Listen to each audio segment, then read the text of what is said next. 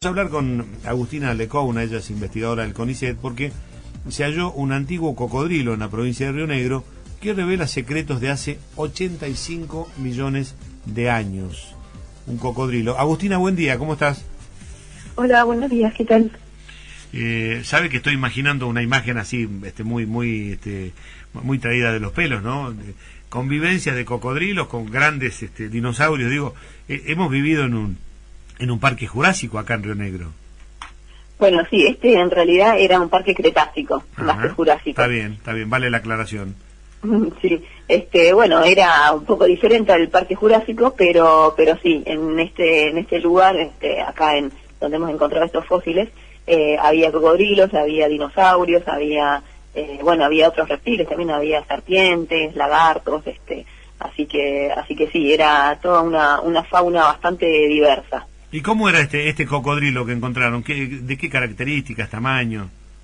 Bueno, en realidad no es un cocodrilo como los conocemos hoy en día, digamos, porque estos eran más los antiguos, los cocodrilos cuando surgen son más parecidos a como si fueran mamíferos, como si fueran perritos, por ejemplo, que caminaban erguidos, ¿no? Caminaban con las patas abajo del cuerpo, moviendo las patas de adelante hacia atrás. En cambio, los cocodrilos actuales caminan con las patas hacia los costados, ¿no es cierto?, más parecido como camina un lagarto, digamos. ¿Un cocodrilo, ¿no? como camina un pingüino, digamos, más o menos de esa característica? No, digamos, como un lagarto. Los lagartos caminan con las patas que le proyectan hacia los costados, entonces van medio como inclinando el cuerpo, digamos, moviendo el cuerpo de un lado hacia el otro, la columna vertebral. Entonces, o como un lagarto de Komodo, por ejemplo, así caminan más o menos los cocodrilos. Cuando los cocodrilos son más jóvenes, son juveniles, pueden caminar un poquito más elevados, ¿no? Más erguidos, ¿no? Con las patas un poco más elevadas, pero después, a medida que van creciendo, se van como acercando cada vez más al piso. Pero estos cocodrilos del Cretácico, al contrario, o sea, caminaban con las cuatro patas abajo del cuerpo, entonces caminaban con las patas hacia adelante y hacia atrás, no hacia el costado, digamos. Entonces eso era bastante interesante porque eso significa que, digamos, después en la evolución de los cocodrilos, hubo como una reversión hacia este tipo de caminatas que también está relacionado con la vuelta al agua, porque estos cocodrilos del Cretácico eran completamente terrestres, obviamente vivían en asociación con cursos de agua porque la necesitaban, como todos los seres vivos, pero eran completamente terrestres, diferente a los cocodrilos actuales que viven siempre en ríos, ¿no es cierto?, algunos cocodrilos marinos, pero que viven en asociaciones con cursos de agua, digamos, ¿no? Agustina, entonces es interesante esa reversión. Totalmente. Agustina, Daniel te saluda, ¿cómo estás? Un gusto.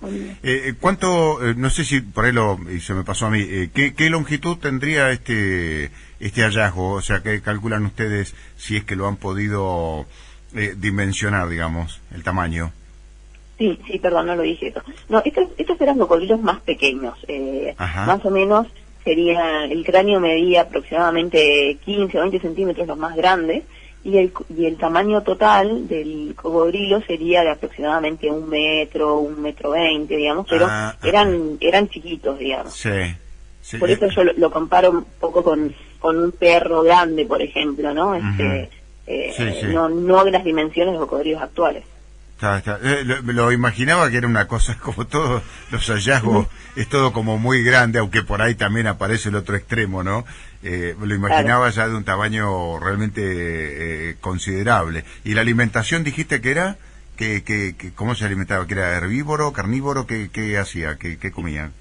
Sí, no, eran como más bien omnívoros, digamos. Comían pequeños insectos, pequeños lagartos, podían consumir ítems un poco más vegetales, ¿no es cierto?, con un poco más de materia dura, digamos, ¿no? Pero eran más bien omnívoros y consumían estos pequeños vertebrados, también, ¿no? Por ahí lagartos chiquitos o serpientes también chicas. Cuando ustedes hacen un hallazgo de este tipo, ¿qué área es la que terminan cercando, digamos, de cuánto es? ¿Es ahí nomás el hallazgo o la amplían por si hay restos diseminados de otros o de ese mismo animal que ustedes encontraron?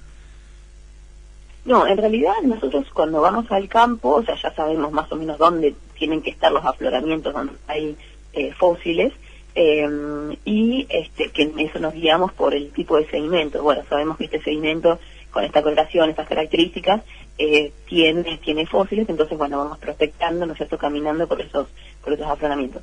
Y cuando encontramos algo, bueno, o sea, vamos mirando bien en detalle, ¿no? Cuando encontramos un hueso o algo, bueno, nos fijamos a ver si sigue, si hay algo más alrededor, si muchas veces pasa que encontramos fragmentos, pero a veces tenemos la suerte de que sí, que continúa, que ese es un fragmento que se expone, pero adentro de la tierra, ¿no es cierto?, sigue el hueso, y siguen más esqueletos, ¿no es cierto?, siguen más partes del esqueleto. Entonces, bueno, eso, o sea, como que seguimos escarbando hasta encontrar todo lo que se puede. Cuando ya no hay más nada, bueno, lo sacamos. Claro. Y hay algunas veces que, bueno, que el material está bastante completo y es interesante, pero para sacarlo en un bochón, ¿no es cierto? Si está articulado, lo armamos un bochón, que es una especie de cama de yeso, que se le arma para, digamos, que no se mueva, ¿no es cierto?, sacarlo del sedimento y llevarlo al laboratorio sin que se mueva, ¿no es cierto?, todo el fósil.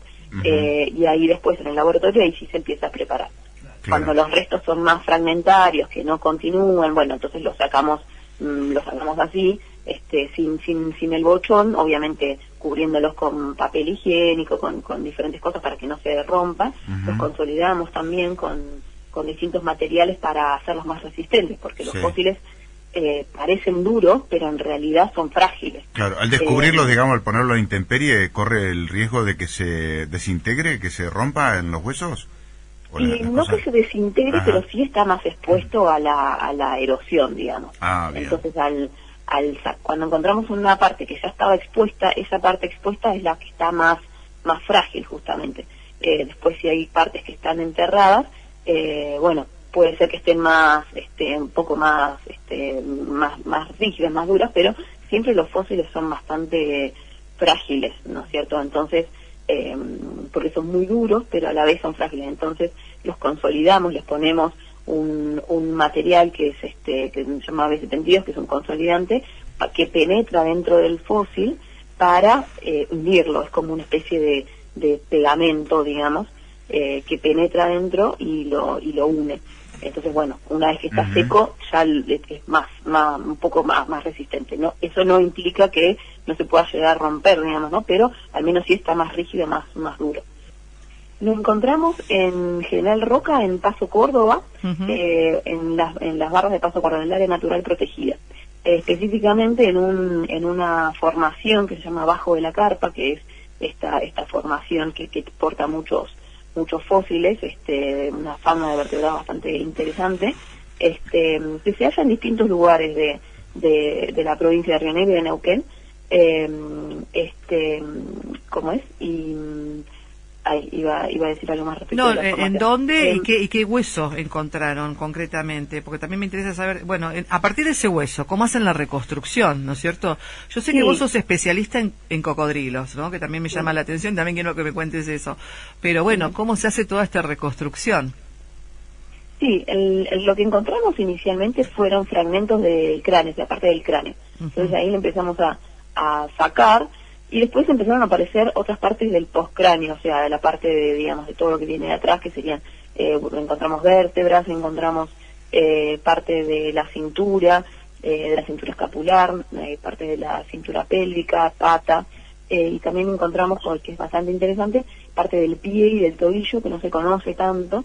Entonces, nada, es interesante porque no se conocen muchos materiales de esta especie que tenga esos fósiles, digamos, esa parte del esqueleto.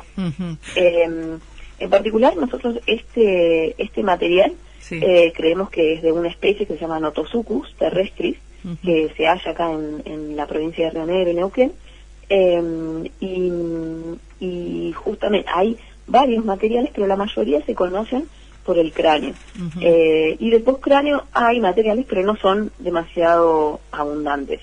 Entonces eso es lo que tiene interesante, porque se conocen, a partir de este material se van a poder conocer algunas partes del esqueleto que no se conocían. Claro. Y poder reconstruir mejor el esqueleto, poder conocer mejor la anatomía de este animal, Agustina, tiene... te voy a hacer una pregunta tonta. En este caso es un cocodrilo, pero lo que hubiera sido, ¿no? ¿Se encuentra o se busca? Porque digo, ¿cómo hacen para...? ¿O apareció de casualidad un pedacito y eso los incentivó a seguir buscando? Bueno, es interesante eso también, porque uno encuentra si busca. Claro. Entonces es un poco de las dos cosas. O sea, uno sale a buscar medio sabiendo en qué lugares puede estar, puede haber fósiles. En general, el primer hallazgo suele venir de pobladores del lugar y cosas por el estilo. Por ahí a veces uno recibe denuncias de, bueno, se encontró un fósil en tal lugar, hay que ir a rescatarlo, bueno, entonces se va, entonces por ahí eso puede disparar, bueno, puede ser que haya más, no sé qué, pero también nosotros nosotros trabajamos con cartas geológicas que hacen los geólogos, y que donde tienen mapeados todas las formaciones, las edades, cómo es el sedimento, o sea, todo eso que nosotros usamos de base para después ir al campo y saber dónde estamos pisando. Entonces, usamos eso como base y después vamos a buscar específicamente donde sabemos que puede haber fósiles. Entonces, primero es sí, salir a buscar, pero después también una vez que estamos en el terreno, es un poco suerte, ¿no? Porque si estamos caminando por los lugares donde debería haber fósiles, pero no encontramos, bueno, hay que seguir caminando y hasta que encontremos algo. Sí, no es, digamos, salir a hacer pozos así sin pensar, digamos, ¿no? Porque en verdad inicialmente buscamos en superficie, pero sí una vez que encontramos un resto en la superficie, ahí sí empezamos a buscar a los alrededores, prestamos más atención, escarbamos, ¿cierto? Sí, Agustina, apasionante el tema. Ya para cerrar, ¿cuánto tiempo lleva la extracción de un animal, sea en parte o sea completo? ¿Cuánto tiempo de trabajo les lleva a ustedes? Y eso puede depender, mejor dicho, eso depende del tamaño, de cuán difícil, primero del tamaño del fósil y después de cuán difícil esté, porque depende de, por ejemplo, no sé, del lugar. Si está en un lugar llano, abajo, en la superficie, por ahí puede ser más fácil que si está, por ejemplo, en una ladera o en una pared vertical, digamos. Claro. También cuanto más grande es, más tiempo va a llevar. Si el sedimento es duro, va a llevar más tiempo. Pero bueno, por ejemplo, este material que nosotros encontramos, lo sacamos en 2 veces, pero porque en realidad no pudimos sacarlo todo de una, ¿no? Porque primero encontramos una parte, lo sacamos, pero después como seguía, entonces tuvimos que volver. Pero por lo general estos materiales que estamos encontrando acá, en este lugar en particular, como son relativamente chicos, ¿no es cierto?, en comparación con dinosaurios que son mucho más grandes, que tienen fémures, no sé, de 1,5 metros, por ejemplo, o de 1 metro, entonces estos los sacamos en varias horas, por ejemplo, también dependiendo de que tenemos que esperar que el yeso se seque, ¿no es cierto?, que por ahí eso puede llegar a ser lo que más demore, que por ahí podemos dejarlo de un día para el otro, pero si no es relativamente rápido, un par de horas y no sé, un día para ir a sacarlo finalmente. Agustina, clarísimo, gracias por la explicación y por supuesto por habernos permitido recrear la idea de lo que fue el pasado acá en la Patagonia. Te agradecemos enormemente. No, por favor, gracias a ustedes. Que tengas un buen día, hasta luego. Cuando quieran. Gracias. Bueno, Agustina Lecouna es investigadora del CONICET contándonos sobre el hallazgo de un antiguo cocodrilo aquí en Paso Córdoba, en el área protegida. Lo encontraron, es un cocodrilo de 85 millones de años.